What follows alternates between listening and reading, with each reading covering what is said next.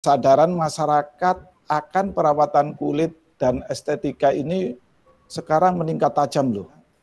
Di Indonesia ini sudah mulai masuk enggak ya klinik-klinik kecantikan dari luar negeri atau ya dari kan beliaunya bilang, oh sekarang tergantung gini, persaingannya kita itu langsung dikonversi nih. Nah, ya. kita harus punya data yang harus mungkin closing statement ya dari saya, Dok. Jadi yang pertama tadi, Dok, jadi untuk klinik kecantikan ini selalu berkembang,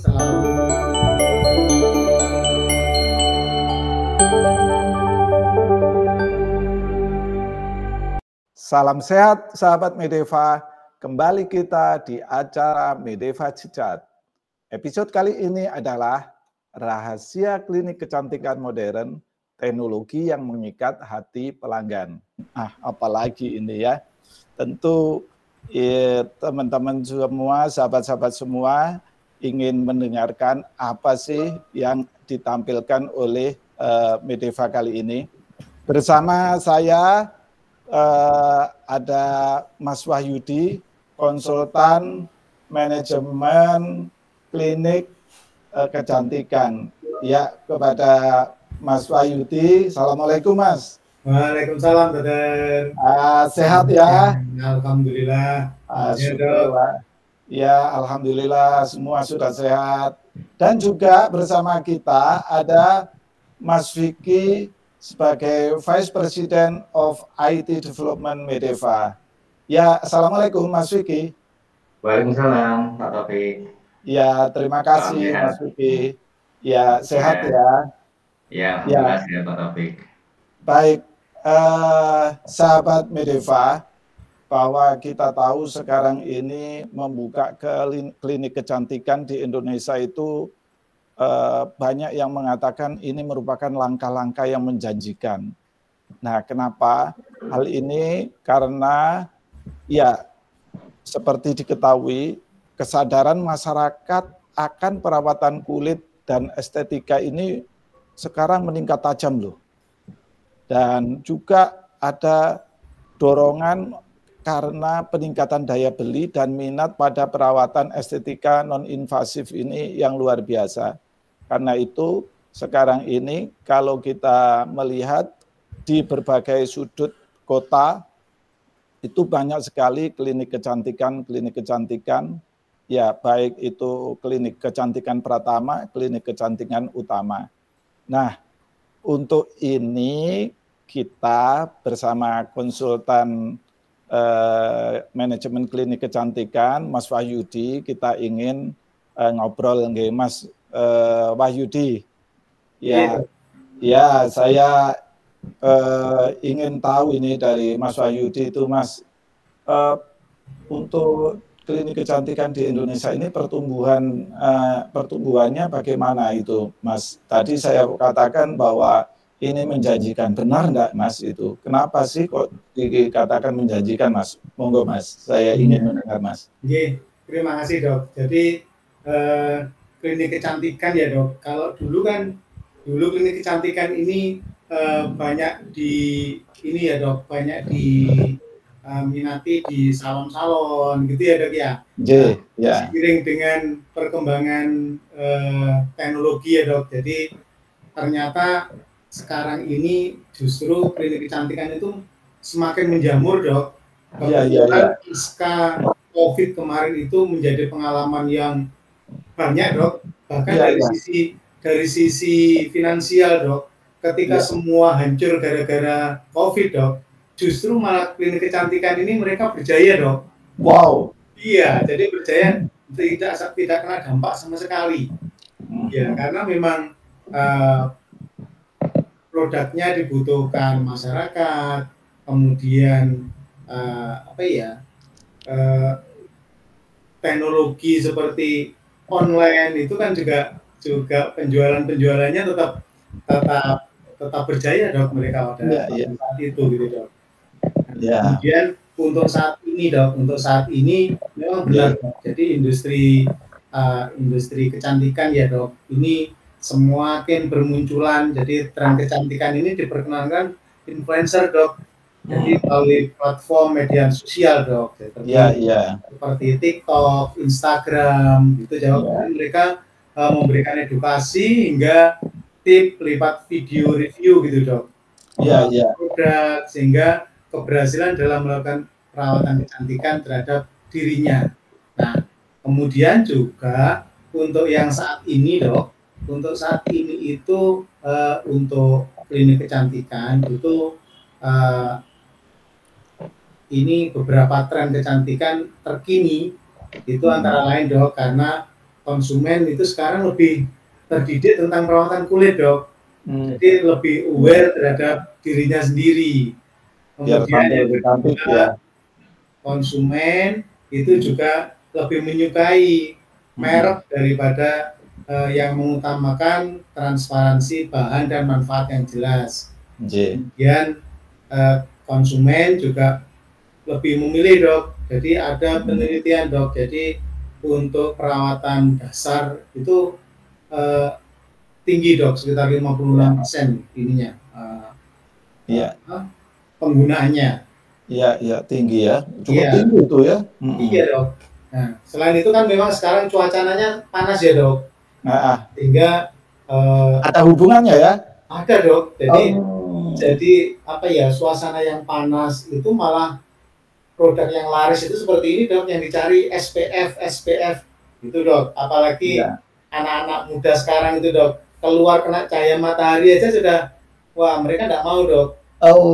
Iya. Apalagi pengaruh ini dok, sinetron yang di apa ya, ke Koreaan itu dok. Koreaan ya. Bahkan itu malah memicu sekarang ini produk-produk kosmetik yang Korea itu banyak diburu oleh masyarakat gitu dok. Iya. Wah pantesan ya, kalau saya dengar dari berita itu diperkirakan pendapatan industri kecantikan itu bisa mencapai sampai sekian miliar US dollar ya, 9 sekian miliar US dollar di tahun 2024 ini ya. Luar biasa. Karena itu ya, di mana ada gula di situ ada semut kayaknya ya. Sekarang semutnya pada berkerubung ini ya. Iya. Mas Wahyudi, itu kira-kira penyebab dari peningkatan pertumbuhan industri selain karena pengaruh sinetron, pengaruh edukasi tadi, ya. Nah, pertumbuhan ini sebenarnya lebih, kalau dari sisi gender itu, apakah ini memang dominasi dari perempuan atau laki-laki juga sudah ada yang memang ikut perawatan dan sebagainya gitu, Mas Wahyudi, sehingga ini pertumbuhan meningkat itu? Iya dok. Jadi memang kalau dulu kan yang namanya kecantikan itu kayak tabu ya dok. Jadi biasanya cuma kaum hawa saja yang menggunakan. Iya. Tapi justru sekarang itu trennya peningkatan juga, selain wanita tetap menjadi dominan, itu trennya yang cowok-cowok juga semakin banyak dok menggunakan produk kecantikan ini. Iya. Dominasi umur berapa itu ya untuk pengguna produk-produk kecantikan itu, baik di klinik maupun obat-obat ataupun bahan-bahan kecantikan? Iya, kalau yang sekarang ya dok, trennya ya dok. Kalau pengguna itu memang sih mulai remaja sampai usia produktif sampai 50 itu yang paling tinggi dok. Nah, tapi jangan salah dok, sekarang ini yang usia lansia dok, ini sekarang pada ini dok, ini dok apa ya, gandrung itu akhirnya berminat sekali di ini anti aging gitu dok. Jadi mereka nggak mau tua dok, umurnya yang tua tapi wajahnya harus kelihatan muda gitu dok. Iya. Kalau lihat tren Mas Wahyudi, kalau kita melihat tren dari perawatan kecantikan, untuk perawatan kecantikan yang paling digemari oleh masyarakat itu yang paling utama apa itu, Mas Wahyudi? Jadi untuk yang utama ya dok, Untuk perawatan utama itu yang diminati itu yang pertama adalah perawatan dasar, Dok. Jadi kosmetik dasar. Kosmetik dasar itu yang paling diminati, Dok. Kosmetik dasar itu satu, biayanya juga murah. Iya. Produknya juga lumayan bagus. Jadi ini merupakan produk basic ya, Dok. Iya, ini dari total pengguna itu 56% menggunakan itu, Dok. Kemudian, nah yang kedua, Dok, selain 56% menggunakan itu, Dok, ada 50% itu justru yang lebih spesifik, Dok. Biasanya ke kulit atau justru ke rambut, Dok. Oh, rambut. Iya, produk-produk rambut itu malah lebih dominan juga, Dok. Iya. Oke.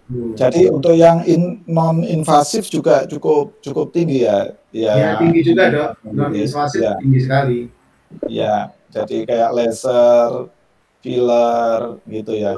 Iya, itu produk-produk tren itu, Dok. Iya. Kecantikan itu. Wow, iya. Mas Wahyudi, kalau ya tadi itu kan di mana adu gula, di situ ada semut kan. Ya, nah, itu kan. Nah, sekarang persaingan di industri kecantikan itu sendiri bagaimana di Indonesia itu, Mas Wahyudi? Ya, kalau persaingan sih menjamur sekali ya, Dok. Persaingannya ketat sekali, Dok. Artinya banyak sekali pabrikan-pabrikan yang ini ya. Nah, dan itu saya rasa membuat pusing ini, Dok. BPOM, Dok. Nah, jadi BPOM-nya akhirnya lebih banyak untuk pengamatan, pengawasan produk-produk yang diproduksi oleh pabrikan-pabrikan kosmetik itu, Dok. Di Indonesia banyak, Dok, terutama di daerah-daerah Bandung, Dok. Iya, daerah Bandung. Kebetulan ya di Bandung ya, untuk pabrikan. Ya, jadi kalau produk-produk dari klinik, kalau kita bicara klinik sekarang, di samping di Indonesia ini ada klinik yang membentuk suatu grup, ada yang soliter ya, stand alone atau sendiri-sendiri, dan ada enggak ya di Indonesia ini sudah mulai masuk enggak ya klinik-klinik kecantikan dari luar negeri atau ya dari negeri tetangga ataupun bahkan dari mancanegara lah, itu Mas Wahyudi, pripun? Iya, kalau produk ya, Dok, kalau produk itu dari luar negeri juga banyak, Dok, yang masuk ke kita, Dok. Oh, produk ya? Iya. Produk atau itu, Dok, istilahnya dari member dari luar negeri itu sebenarnya ya banyak juga, Dok, yang mendirikan klinik di Indonesia ya, Dok. Iya.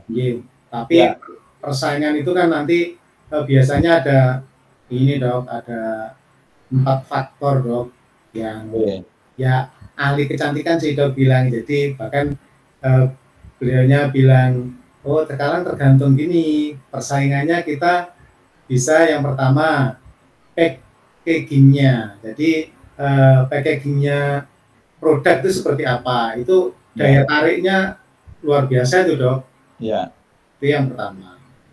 Kemudian yang kedua, Dok, ini cara menceritakan produk itu tadi, Dok.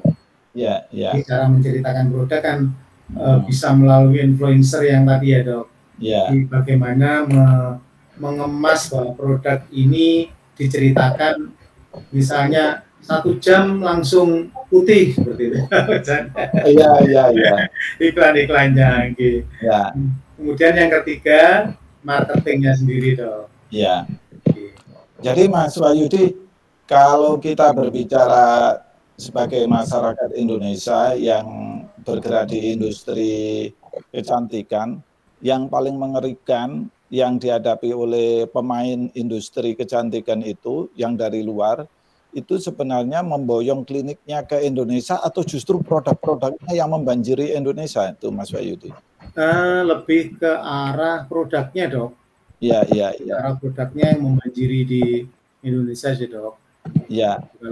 Kalau kliniknya sih kita nggak akan gentar kok dok, karena memang masyarakat kita masyarakat yang mengedepankan ini ya dok, mengedepankan adat istiadat di kita sendiri yang punya, jadi kita nggak usah khawatir untuk persaingan dari luar negeri dok.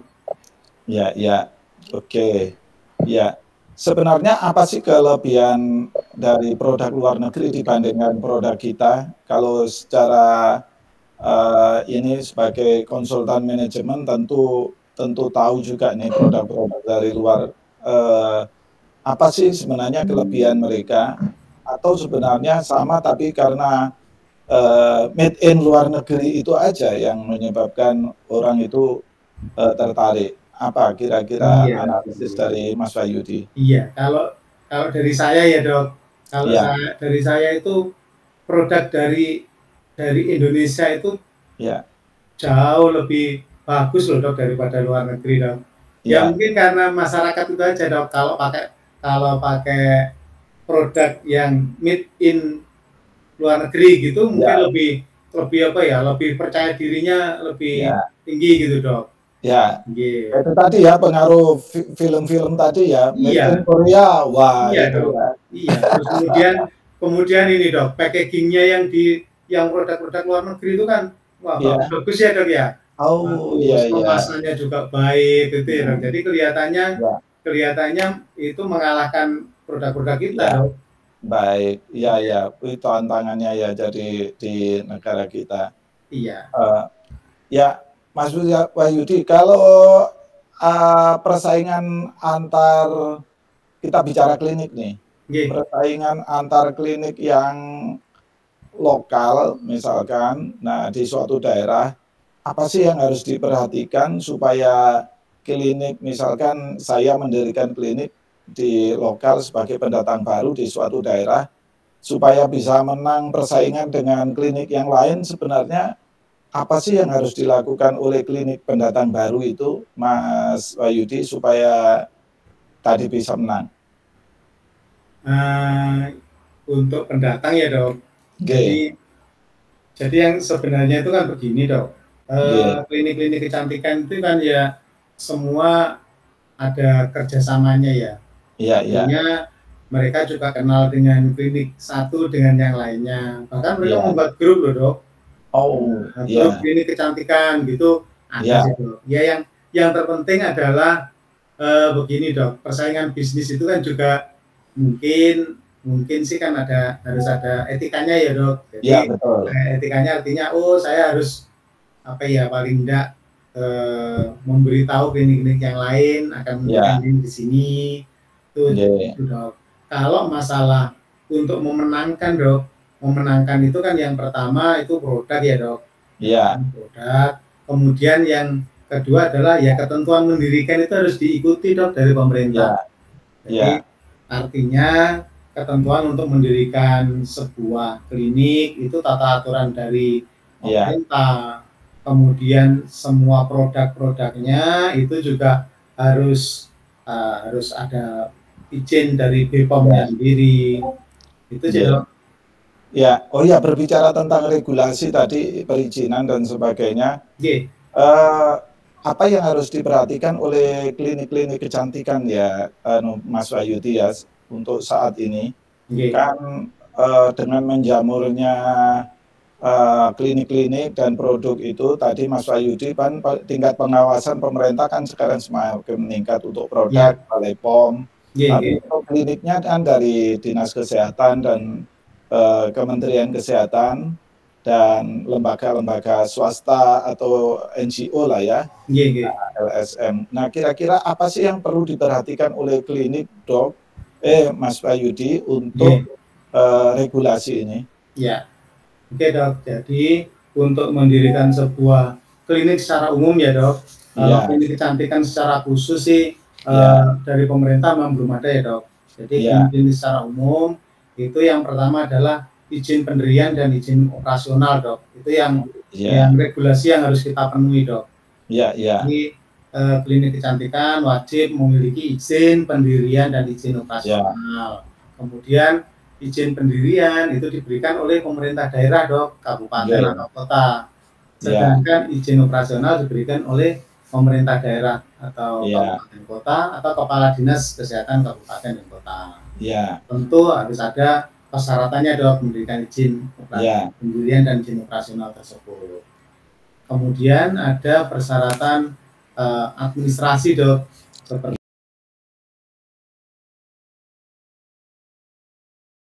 jadi untuk teknologinya sendiri, Dok, ini salah satu yang terpenting, Dok.